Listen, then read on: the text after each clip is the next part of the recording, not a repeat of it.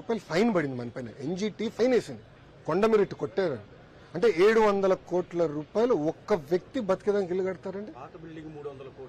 అది 300 కోట్లు పాత బిల్డింగ్, అంటే సుమారుగా 1000 కోట్లు. అంటే విచిత్రం ఏంటంటే ఒక్క వ్యక్తి బతికేదానికి 3 ఇళ్ళ, 3 ఇల్లు ఉన్నట్టున్నాయి.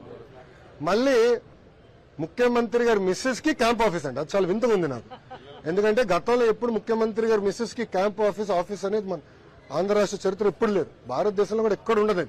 ముఖ్యమంత్రి మిస్సెస్ కి ఒక క్యాంప్ ఆఫీస్, మళ్ళీ ముఖ్యమంత్రి గారికి ఆఫీస్. అదే ఆఫీస్ అంటే చాలా అండర్ స్టేట్మెంట్. అది ప్యాలెస్.